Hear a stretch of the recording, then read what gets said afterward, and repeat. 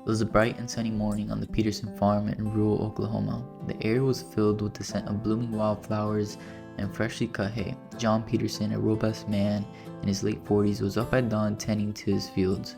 His wife Emily, a warm-hearted woman with a gentle demeanor, was busy in the kitchen preparing breakfast for their two children, 10-year-old Sarah and 7-year-old Tommy. The family worked together, laughed together, and enjoyed the simple pleasures that farm life offered. John would often say, "There's nothing like the fresh air and open sky of the country. We're blessed, Emily, truly blessed." Emily smiled at her husband's words. That morning, as she poured coffee into her favorite mug, a strange feeling nagged at her. The wind outside seemed to have a different quality, a subtle but unsettling shift. She shrugged it off, attributing it to the remnants of a restless night's sleep. As the day progressed, Emily couldn't shake the feeling that something was amiss. The animals in the barn were unusually restless, and the sky had taken on a peculiar hue, an almost eerie shade of greenish-gray. The wind too had picked up, rustling the trees with a force that was uncommon for this time of year. Emily found John by the tractor fixing a broken part. "John, have you noticed anything strange today?" she asked, trying to keep her voice steady. John looked up, wiping the sweat off his brow. "The wind's a bit stronger than usual, but it's nothing to worry about. You know how the weather can be out here." "But the sky, it looks different," Emily insisted, her worry beginning to seep through her calm exterior. John glanced at the horizon, his expression turning serious for a moment. "I'll keep an eye on it. Don't worry, Em. We've been through bad weather before." Despite the uneasy feeling, Emily continued with her day. They had run out of groceries and it was time for a trip into town. The sky was clear and the weather was perfect for a family outing, so they decided to take it a fun little trip, allowing the kids to get ice cream while they did their shopping. The small town was bustling with activity. Children played in the park and neighbors chatted on the sidewalks. It was the kind of place where everyone knew each other and safety was never a concern. John and Emily watched as Sarah and Tommy ran ahead to the ice cream parlor, their laughter echoing through the streets. As they entered this grocery store, Emily felt the unsettling feeling return. She glanced out of the window and noticed the sky had begun to darken slightly. "John, look at the sky. Doesn't it seem a little off to you?" John looked up briefly, then returned to the shopping list. "It's just a cloud, Em. We'll be fine. Let's finish up and head home." They hurried through their shopping, but Emily's anxiety grew. She kept glancing at the sky, which was becoming increasingly ominous. The clouds were thickening and the wind had picked up again. By the time they finished shopping and began loading the groceries into the car, Emily was insistent. "John, we need to get home. Something's not right." John finally looked at the sky with concern. Just as he was about to respond, the town's tornado sirens blared, their urgent wail cutting through the air.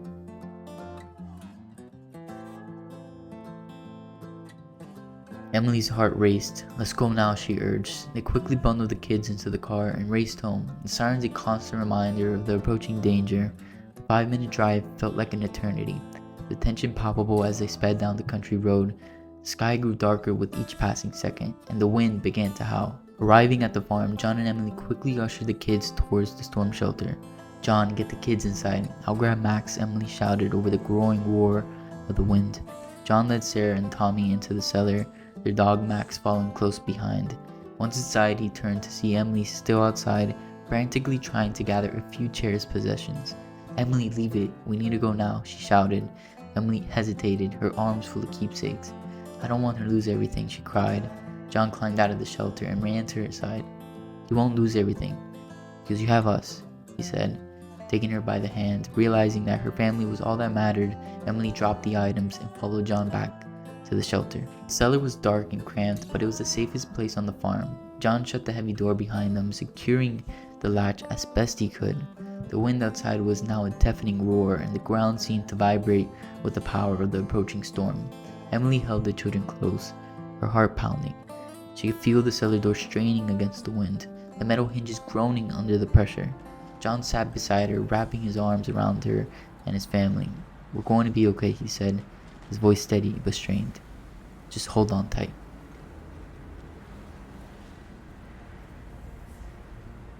The storm hit with a fury they had never experienced before. The cellar door was ripped right off its hinges, leaving them exposed to the chaos above.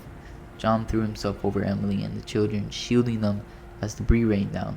The noise was unbearable, a cacophony of destruction that seemed to go on forever. The twister roared like a monstrous beast, its fury shaking the very foundations of the earth. Emily's mind was a whirl of terror and prayers. She clutched her children, feeling their small bodies tremble against her. The air was thick with dust and the smell of splintered wood. John's grip on her tightened as the wind tried to pull them apart, but he held firm, his determination stronger than the storm. Suddenly, a deafening crash sounded above them. The remnants of their barn were torn from the ground, leaving a gaping hole that exposed them to the sky. Emily screamed as she saw fragments of their life being swept away in the tornado's relentless grip. John, ever vigilant, moved to cover them further, his own body a shield against the debris. Just when it seemed the storm would never end, a horrific tearing sound reverberated through the cellar. Their reinforced door, their last defense, was ripped away. The vacuum of the twister's course sucked at them, threatening to pull them into its maw. John dug his heels into the earth, his muscles straining as he fought against the pull. The children screamed, their cries lost in the howl of the wind, and the twister's raw power was palpable. Emily could feel the pressure dropping, her ears popping painfully. The sheer force of the storm was unlike anything she had ever experienced. It was as if nature itself had turned against them, intent on erasing every trace of their existence. A moment of clarity struck. Emily, amidst the chaos, had saw the fear in her children's eyes. She saw the way that John fought with every ounce of his strength he had. In that instant, she realized the true meaning of family and resilience. They were not just fighting for their home, they were fighting for each other, and at that moment, everything went calm.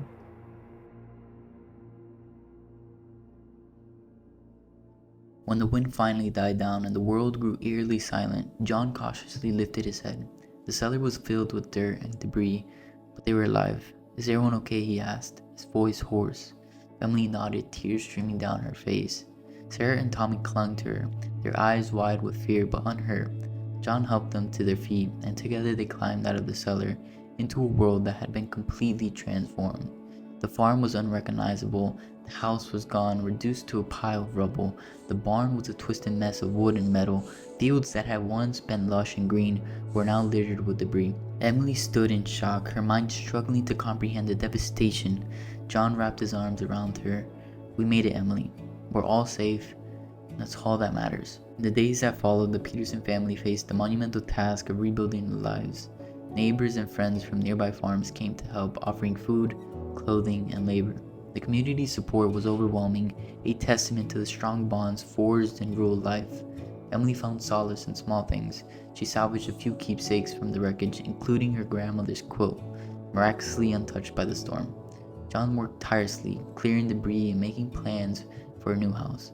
Despite the hardship, the family grew closer, their love and resilience shining through the darkest of times. One evening, as they sat around a makeshift campfire, John took Emily's hand. "We will rebuild piece by piece. It won't be easy, but we'll do it together." Emily smiled through her tears. "You're right. As long as we have each other, we can face anything." Sarah and Tommy, playing with Max nearby, looked up at their parents. Emily saw the same determination and hope that John had. They were a family, and nothing, not even the fiercest storm, could break them.